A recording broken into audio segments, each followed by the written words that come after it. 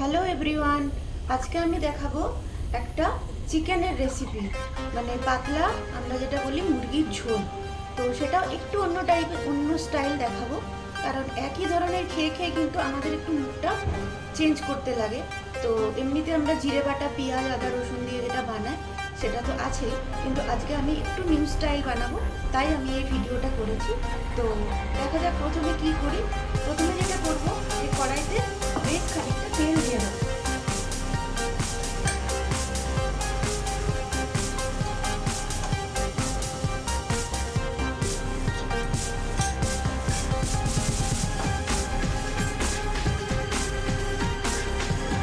তেলটা দিয়ে গরম হয়ে গেছে, আমি কিছুটা গরম মশলা দিয়ে দিলাম গোটা।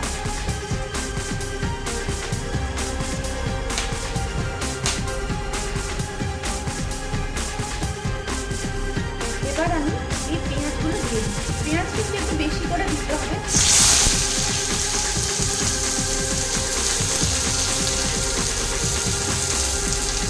আর পেঁয়াজগুলোকে একদম লাল লাল করে ফ্রাই করতে হবে, যাতে পেঁয়াজের একটা খুব ভালো গন্ধ ওঠে। সেজন্য এই রান্নাটাতে পেঁয়াজগুলো একদম ব্রাউন কালার করতে হবে। তো এবার পেঁয়াজগুলো আমি ধীরে ধীরে ভাজতে থাকি। তো আমি কিন্তু প্রথমেই বলেছি পেঁয়াজগুলো একটু বেশি দেবো, কারণ পেঁয়াজগুলো যখন একদম ব্রাউন কালার হয়ে যাবে তখন কিন্তু একদম এইটুকু হয়ে যাবে।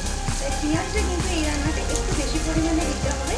তারপরে রসুনটা দিতে হবে খানিকটা, আদাটা একটু কম দিতে হবে। তো এইভাবে করলে কিন্তু রান্নাটা খুব ভালো, বেশি একটা টেস্ট হবে। তো পেঁয়াজের কালারটা একদম ব্রাউন এইভাবে কিন্তু পেঁয়াজটা ভেজে নিতে হবে, নাহলে কিন্তু ঝোলের সেই স্বাদটা আসবে না, আমি যেটা বুঝতে পারি। তো একদম ব্রাউন হয়ে গেছে। এবার আমি আদা রসুন পেস্ট করে রেখেছি যেটা, এটা ঢেলে দেবো। দেখা যাচ্ছে পুরো ব্রাউন হয়ে গেছে, একদম কটা পেঁয়াজ হয়নি, সেটা করে আমি করার চেষ্টা করছি।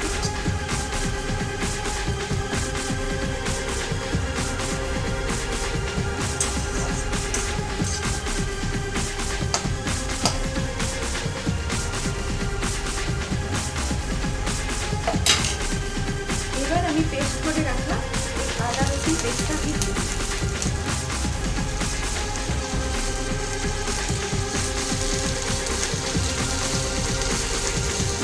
এবার এটাকেও বেশ খানিকক্ষণ ভেজে নেবো,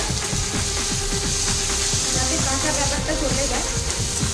এটাকেও আমি 5 মিনিট ভেজে নেবো।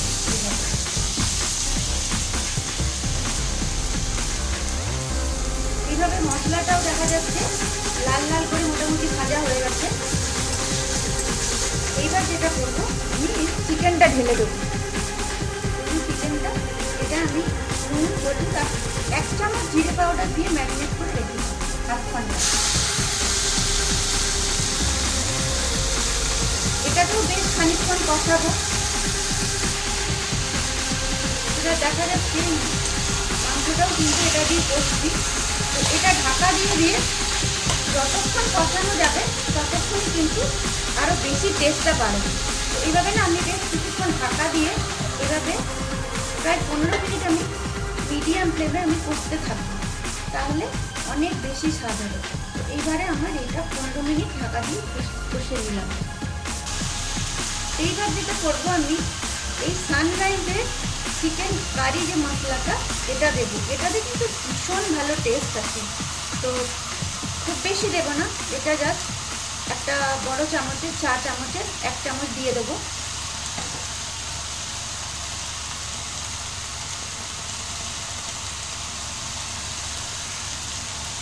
এইবার এটা যদি নিচে লেগে যায় তাহলে আমি কি করব, একটু জল দিয়ে দিয়ে এটাকে কষতে থাকবো।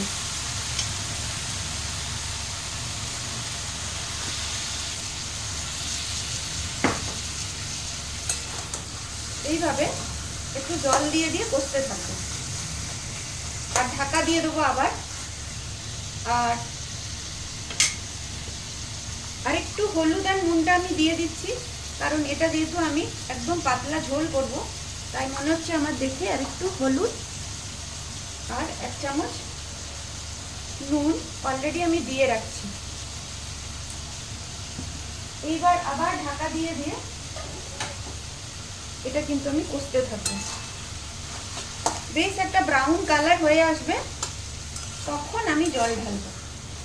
এটা আবার আমি ঢাকা দিয়ে দিলাম, আবার 10 মিনিট এইভাবে কষতে থাকবো।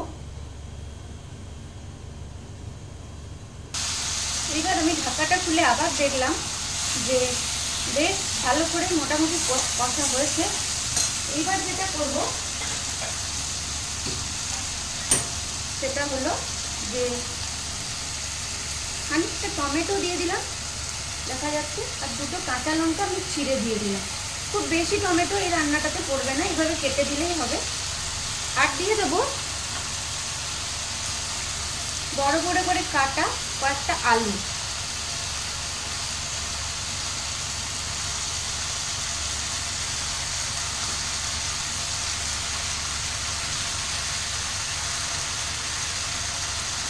এবার এইভাবে আলু, টমেটো আর এটা দিয়ে একটু ঢেকে ঢেকে এটাও প্রায় 10 মিনিট মতো কষতে হবে।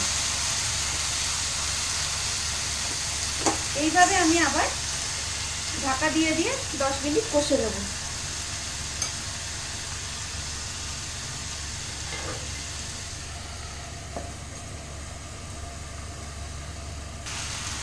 এইবার আমি একটু কাশ্মীরি মির্চ পাউডার, একটু কালার হওয়ার জন্য একটু যতটা কালার লাগবে ততটা আমি দিয়ে দেবো। তো আবার এখনো 10 মিনিট একটু এটা কষবো। যত মাংসটা কষা হবে তত মাংসের টেস্ট কিন্তু বাড়বে। মাংসটা কিন্তু কষা হয়ে গেছে। এবার আমি যতটা ঝোল খাবো, একটু পাতলা ঝোলই খাবো, তাই ঝোলটা ঢেলে এবার এগুলো আমি সেদ্ধ করতে দিয়ে দিলাম।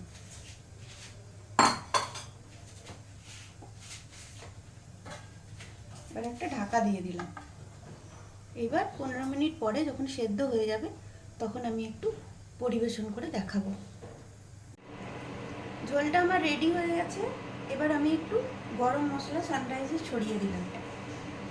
গরম মশলাটা কিন্তু দিলে গন্ধটা বেশ ভালো হয়। তো এবার আমার চিকেন পাতলা ঝোল একদম রেডি। এবার আমি একটু পরিবেশন করে দেখাচ্ছি। কালারটাও ভীষণ সুন্দর এসছে। চিকেনের ঝোল একদম রেডি গরম গরম ভাতের সাথে। সো যদি আমার এই রেসিপিটা ভালো লাগে তাহলে একটু সাবস্ক্রাইব করে নেবেন, যাতে অটোমেটিক্যালি ভিডিওগুলো চলে আসে। So thank you so much. আর দেখতেও কিন্তু খুব কালারফুল হয়েছে, খুব অ্যাট্রাকটিভ হয়েছে, খেতেও কিন্তু খুব সুস্বাদু হবে।